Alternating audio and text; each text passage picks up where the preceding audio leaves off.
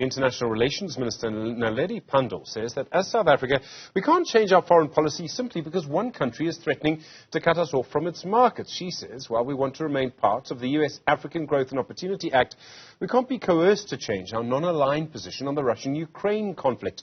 Several US lawmakers have said in that country that we could end up not being eligible for AGOA because they believe we've helped Russia in the fight against Ukraine. You'll know, of course, about the fuss over the Lady R docking. Dr. Ongama Mtimka is a lecturer in politics at Nelson Mandela University. Dr. Mtimka, good afternoon to you. It's quite a comment by the minister, in a way. You sort of can't buy our foreign policy. But isn't she right? You shouldn't be able to buy our foreign policy. Good afternoon to you and your viewers, Stephen. We must acknowledge that the reason why we are here, it's the ANC's twisted tongue and the refusal to accept what sometimes has been common sense definition of things, such as, for example, that Russia is busy, there's Russian aggression in Ukraine. And the refusal to point out those things while remaining an ally of Russia when it comes to BRICS and the movement for a more democratic international relations order, they have gotten themselves in a position where it's difficult to defend even their sovereignty as far as, the right to choose their allies, as well as also to choose this non-allied stance.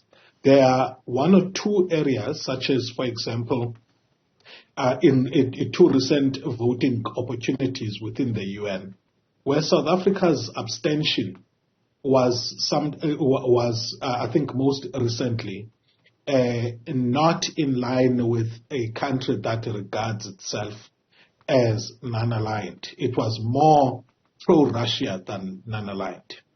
But that notwithstanding, I think that we should all take exception to the idea that a foreign power, whether it be Russia or the US, can dictate foreign policy in South Africa. It's such a complicated thing because on the one side, I mean, you must be right. It must be wrong for the US to say, we're so big we can tell you what to do. In international relations, though, it's part of the rules of the game. I mean, if we wanted to put pressure on Eswatini or Lesotho, if we condemn the United States for doing this, we must never do it to them either.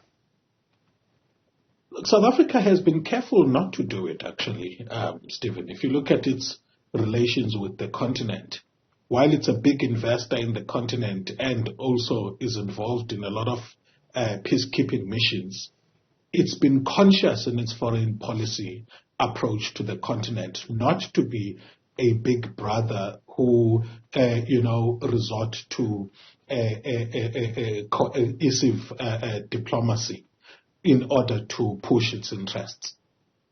Then we have the Western Cape Premier, Alan Winde. So he's on this trip to Washington. He's been meeting with the World Bank.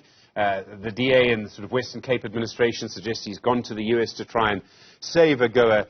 Now, the International Relations Department, DIRCO, they're obviously not very pleased with that. He is a provincial premier. But provincial premiers have gone overseas before. They've met other leaders before. This is one of those moments where it's quite interesting that we have one province led by another political party.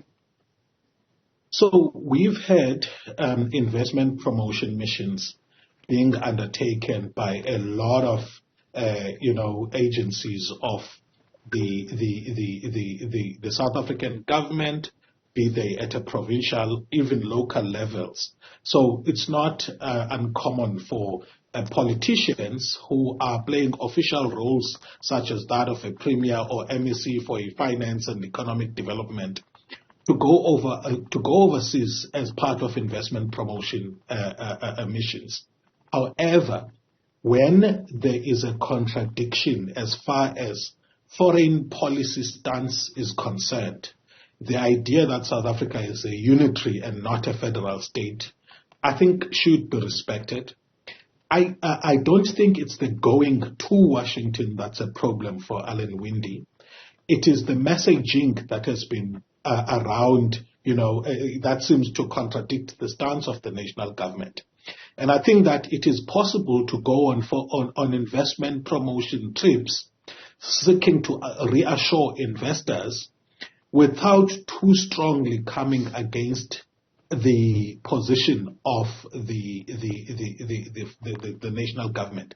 But also the fact that Alan Winde comes from an opposition party, I guess it's well within their rights to engage with foreign players, as all the other political parties do. But it gets complicated when on government business, opposition politics are driven on an official government platform as opposed to party-to-party platform. I can't help but wonder, Dr. Mtimka, when the US ambassador, Ruben Brigitte, made his claim about the Lady R, if one of the aims of the Americans was not to stir this huge debate in South African politics, and if that was the aim, wow, have they succeeded? You see, here's my challenge with precisely that, Stephen. When it appeared that there hasn't been, legitimate grounds to make the allegations that were made, and a number of experts have presented scenarios as to why this would be possible. I know the investigation wouldn't be possible, even though the investigation is still underway. I got to ask myself whether there was an attempt to escalate or reprofile, if there is such a word, South Africa's conduct away from mere differing from a foreign policy point of view to getting closer to having an aggressive stance towards the US. Because remember, while South Africa still maintained simply a stance of not agreeing with the US and being non-aligned, but wasn't necessarily actively being seen to be party to, aiding players that are in conflict with the US would be less justified to take measures, as we have seen. Now, if you read that letter from the Congress, a man, and I don't know if there was a woman, it's using the Lady R as well as the military drills that have been done with allies throughout recent history to raise the profile of South Africa's stature and attitude away from a party that just differs with the US, but to a country that's being aligned to aggressors, to US foreign policy interests. And it would be interesting when the reports come as to whether, in fact, these allegations that were leveled were done precisely to elevate the risk South Africa poses to US interests from mere differences to being military or security differences on purpose. Dr. Ongama Mtimka, thank you very much indeed. Lecturer in politics at Nelson Mandela University in Gqeberha. Well,